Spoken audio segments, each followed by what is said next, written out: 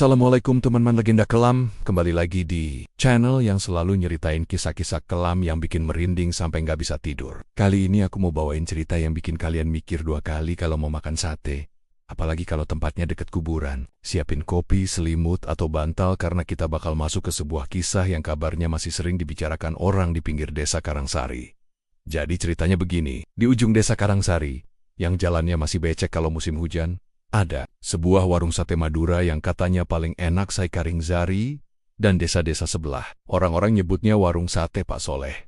Dari luar sih, warungnya sederhana aja, cuma bangunan kayu yang dikasih atap seng, ada lampu bohlam kuning menggantung, sama kipas angin kecil yang bunyinya udah cempreng kalau muter. Tapi, Sul rasa, orang-orang bilang nggak ada lawan Pak Soleh. Pemiliknya, orangnya pendiam tapi ramah, badannya kurus, kumis tipis, selalu pakai kopiah hitam yang udah agak lusuh. Dia datang ke Karangsari sekitar 5 tahun lalu. Awalnya keliling bawa pikulan sate sambil teriak-teriak di geng-geng sempit.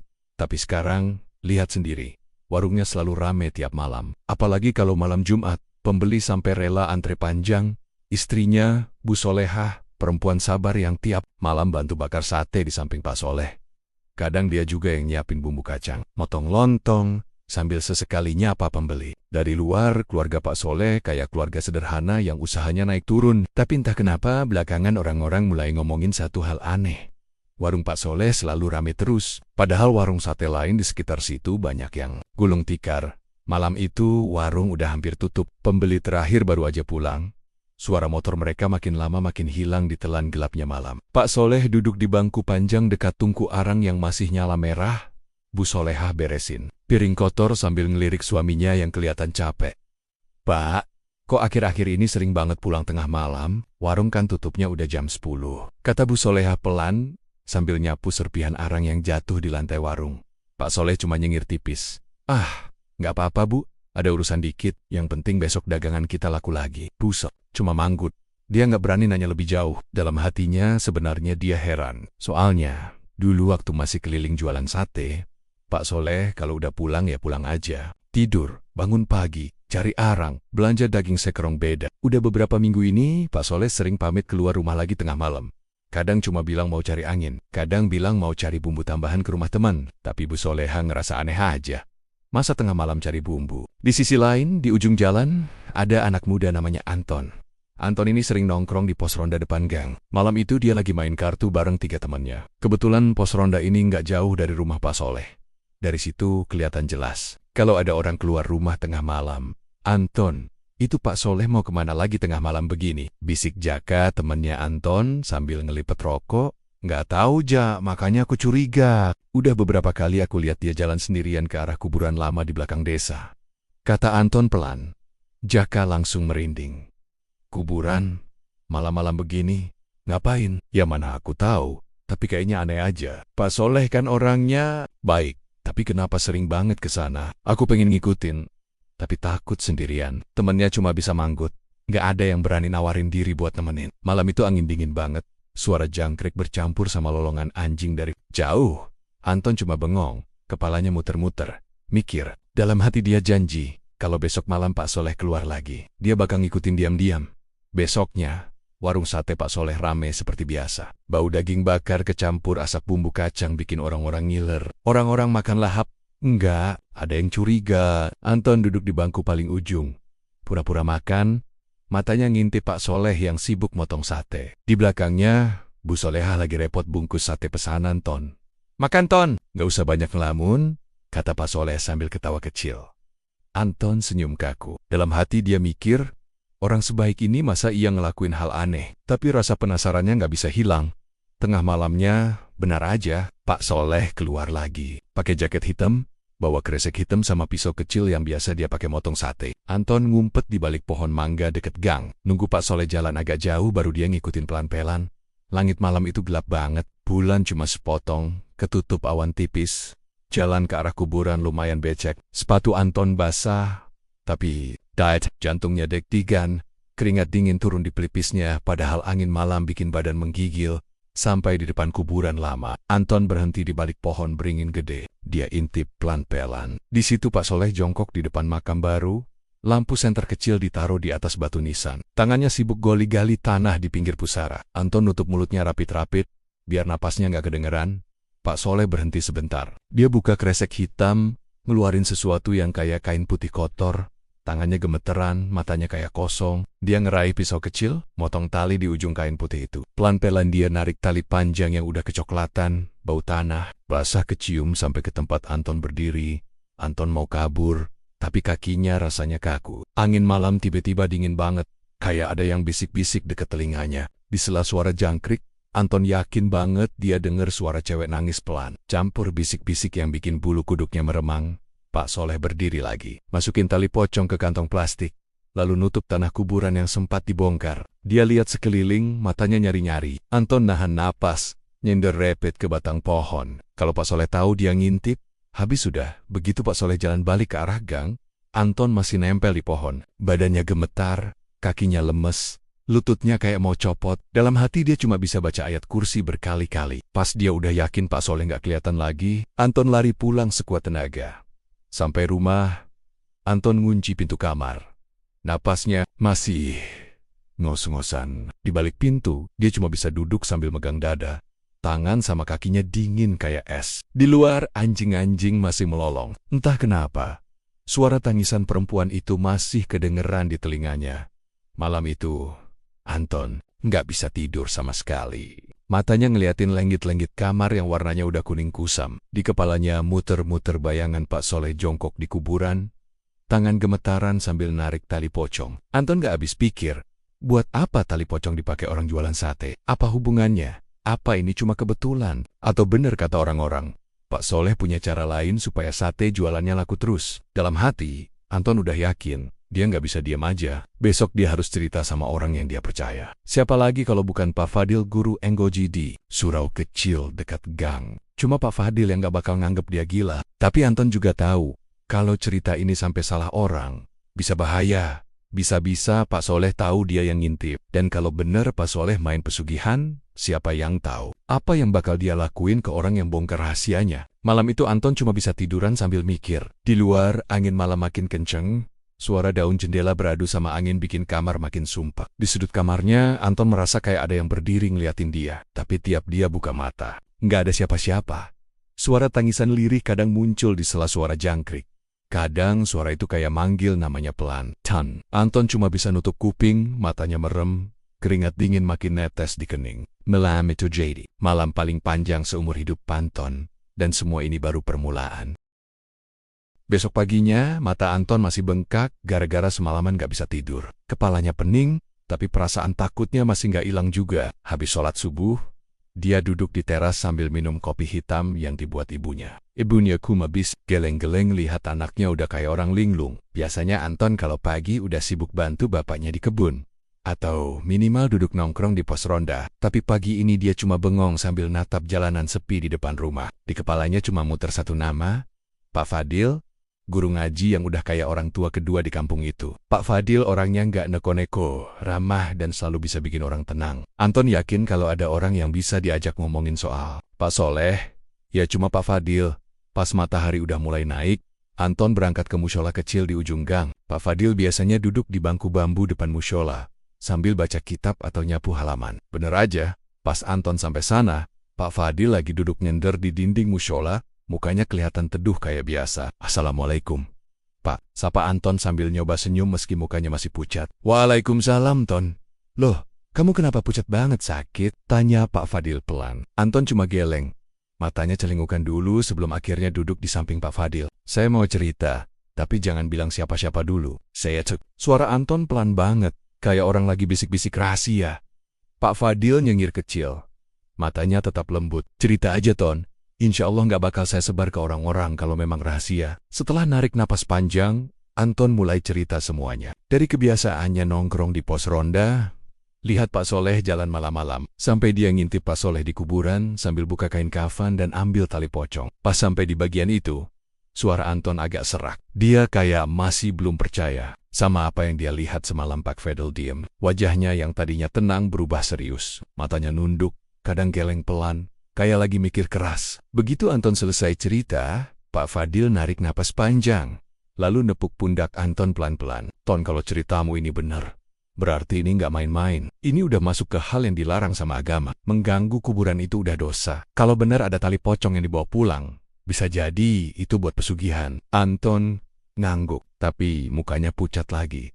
Itu maksud saya, Pak. Saya bingung harus gimana.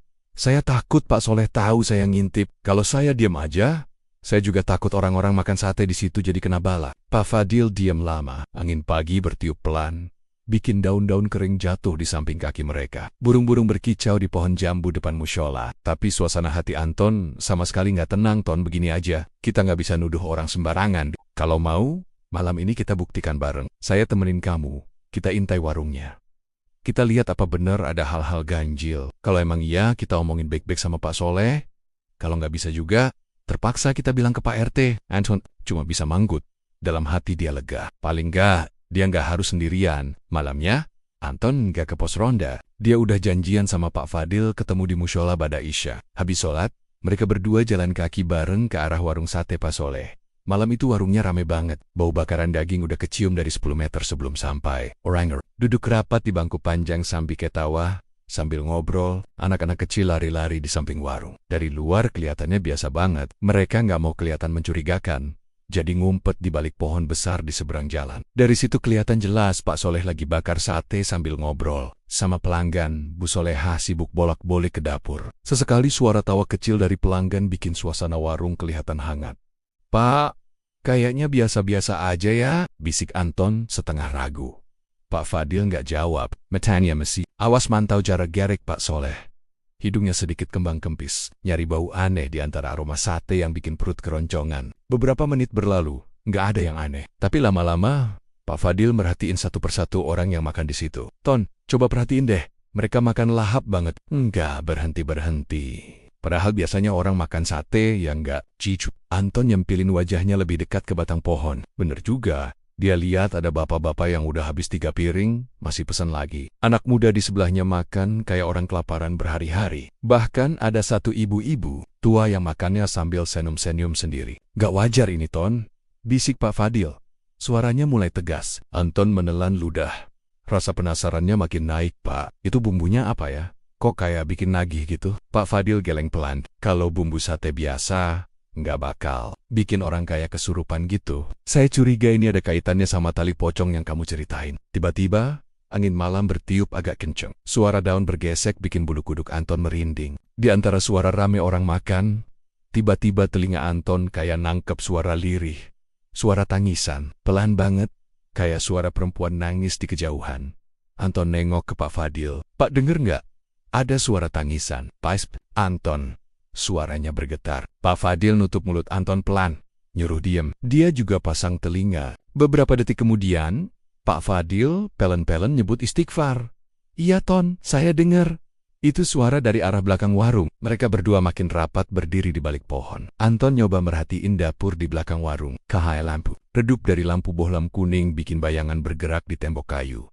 Di sela suara sate dibakar, suara tangisan makin jelas, pelan, tapi nembus ke dada. Ini beneran, Pak. Saya nggak ngaco kan? Bisik Anton sambil matanya berkaca-kaca. Pak Fadil narik napas panjang, bahunya tegang. Nggak, Ton.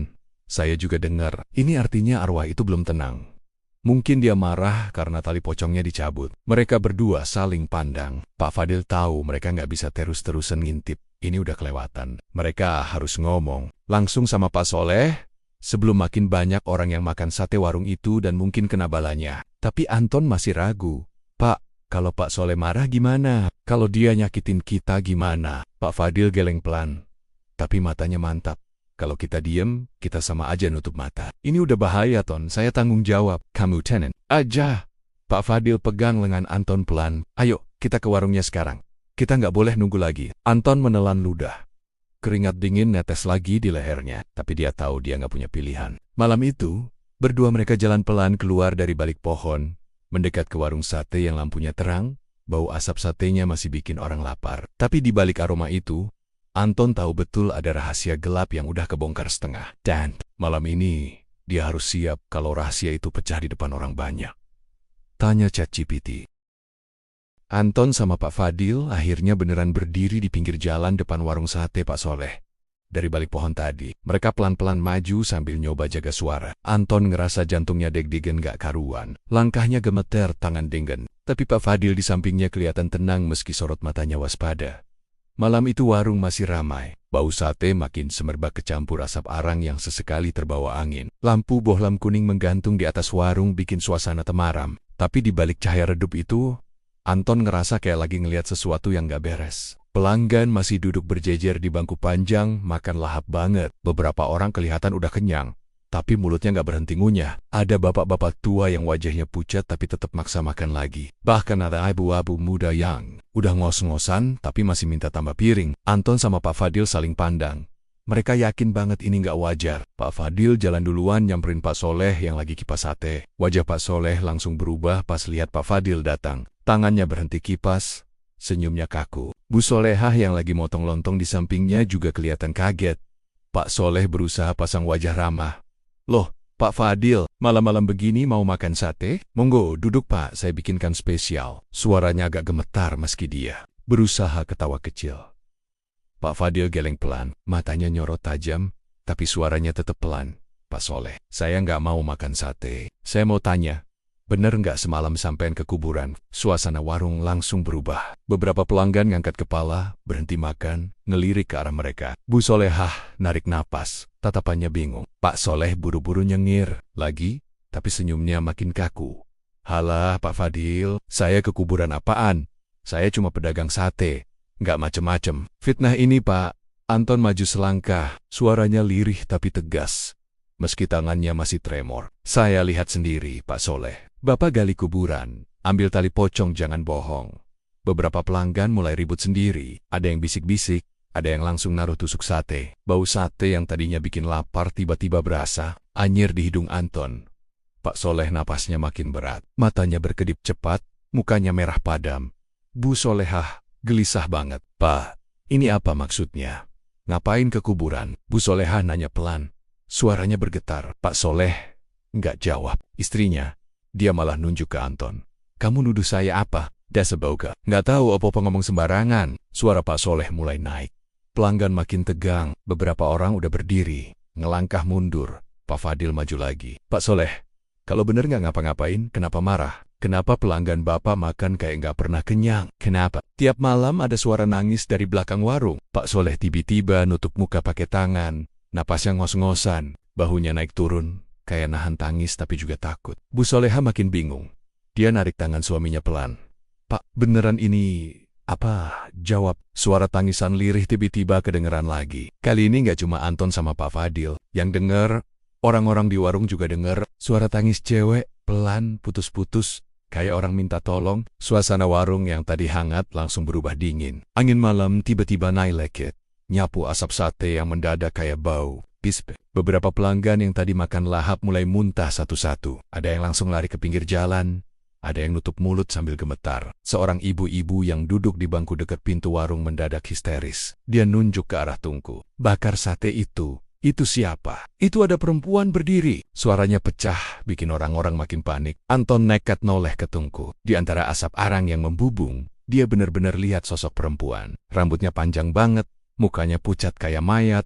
Matanya sayu, bajunya putih lusuh, subset. Itu berdiri diam di samping Pak Soleh. Kayak jagain dia, mulutnya komat kamit. Suaranya kayak angin berbisik. Sate, sate, balikin aku.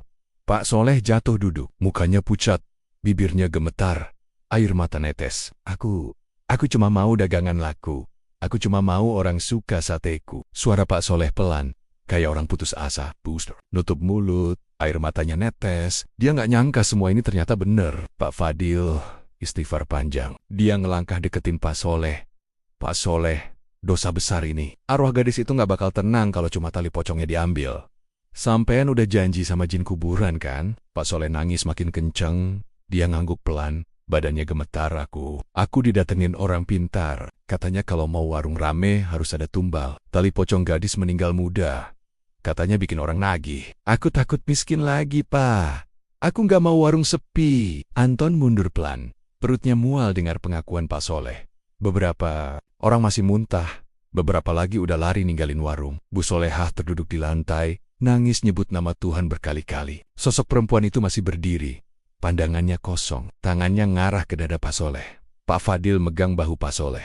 Kalau mau semua ini beres, sampean harus balikin semuanya. Minta maaf, balikin tali pocong ke makamnya, dan bikin doa penenang arwah. Kalau enggak, arwahnya bakal terus gangguin kamu, istrimu, dan orang-orang yang pernah makan di sini. Pak Soleh cuma bisa angguk. Malam itu juga, Pak Fadil minta beberapa warga buat nemenin. Mereka jalan bering-bering ke kuburan di belakang desa. Anton ikut, bawa senter tua. Di jalan setapak itu, suara jangkrik kayak nggak kedengeran lagi. Angin dingin bikin dedaunan berisik. Pak Soleh jalan paling depan, mukanya pucat, matanya sembab. Di tangannya ada kantong plastik hitam, isi tali pocong yang dia curi. Begitu sampai di depan makam, Pak Soleh berlutut. Dia buka kantong pelan, naruh tali pocong di atas pusara. Bibirnya komet-kamet baca doa, sambil air matanya netes terus. Pak Fadil bantu bacain doa karas-karas, beberapa warga juga komat-kamit. Angin tiba-tiba berhenti, suasana mendadak hening banget. Di antara lilin yang dibawa warga, Anton lihat bayangan putih berdiri di balik pohon pisang dekat makam. Sosok perempuan berambut panjang itu berdiri diem, matanya kayak ngeliatin Pak Soleh, tapi nggak bergerak sama sekali. Pelan-pelan, sosok itu hilang ke bawah gelap. Pak Soleh sujud, nangis kejer.